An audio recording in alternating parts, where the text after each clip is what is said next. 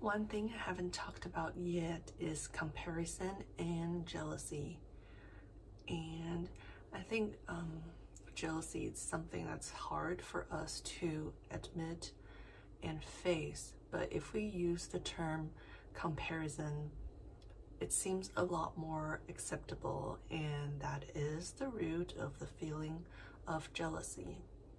So since young, I have been very creative. I've always liked to write. However, I've always been scared. I never ever let anyone read what I write. It felt very private, and I was really scared of getting opinions and revealing who I am. And over the years, it just seems like a habit. It seemed like a part of who I am, and I've slowly realized that it's coming up in very negative emotions. I used to love going to arts and craft stores, going to the bookstores, and as I became an adult, but I'm still disempowered by this feeling of hiding. I realized I was feeling angry and sad and hurt and disappointed in myself when I go to these places that I used to love, because I wasn't doing what I wanted to do. I was pressing them down. And slowly, I think part of these feelings grow into jealousy, and the jealousy grow into a way of disempowering myself, making myself smaller and continuing to hide even more, making my story smaller. So even in my adulthood, after years of noticing that emotion but not really confronting it or dealing with it or changing my behaviors, I went to a long time of kind of inactivity, rejecting creative activities, rejecting creating at all, I guess, because I have created this story of doom in myself. And so time goes on, and even though I start to become aware of that story and try to detangle it, it's not that easy. Comparison is everywhere, especially in our world that is so connected. And so I think what I want to point out is it is worth believing, and it is worth practicing the idea of universal love, universal abundance. And I've discovered this new genre of books about abundance. I think some people call it conscious wealth or things like that. And it is all about not fearing or not chasing what you want, and not to feel always what you're lacking.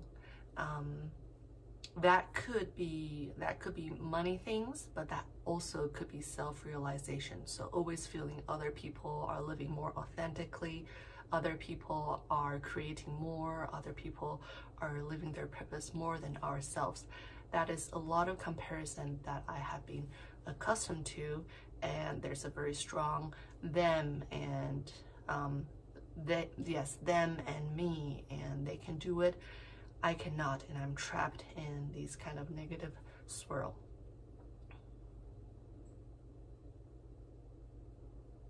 And in my head, in my thinking mind, I know that separation is not going to take me to a better place.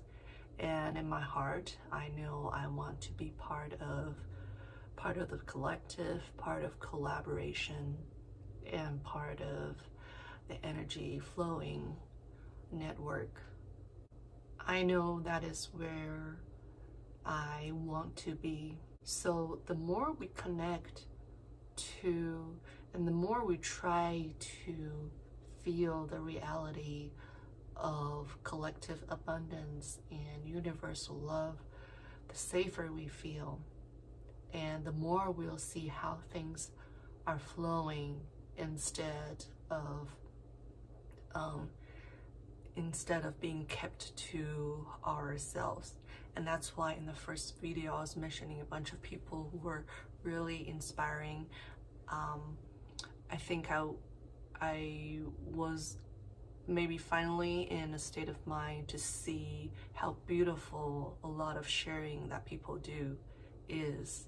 And in the past, when I'm still just wounded and feeling shame and guilt about the layers of what I've not been doing, after all that, I'm finally ready to the concept of us all together, the concept of this thing that is universal, finally became true enough that part of me was able to feel it and believe in it a little bit more. So it's kind of feels subtle, but it really is an important door that opened for me.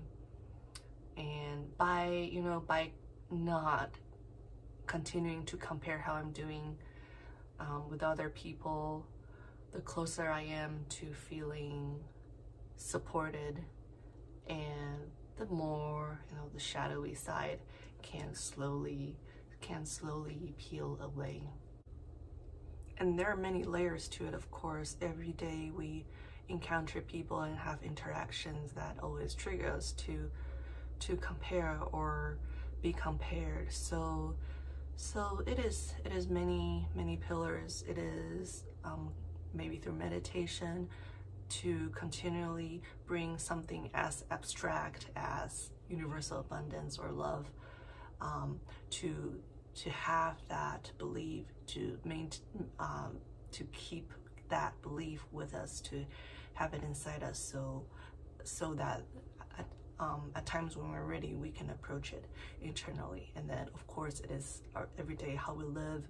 We try to make really incremental changes to strengthen that belief and that vision. And then externally, of course, we slowly try to control all the triggers that are coming in. So stick to more of the positive energy, positive statements that we see. And then I think there's the fourth one of trying to retell the story of when those interactions come up, whether it's with other people and that comparison come up, or yourself, and starting to go down that spiral of being jealous or comparing. Try to reframe the story with what I have learned, maybe spiritually, to change that narrative, slowly releasing the shameful thoughts and smooth it over with the love that we know exists out there. And I feel like, as all the other ideas I've been documenting here, they do not change quickly. I feel like through these videos, I found my pattern to be seeing something really abstract and not feeling like I quite believe with it, but continuing to keep it in the back of my mind, and then doing the hard work, and then doing the physical, actual work, and slowly let all these different parts start to synchronize, and they will come together more naturally. And so these are my current thoughts on jealousy and comparison.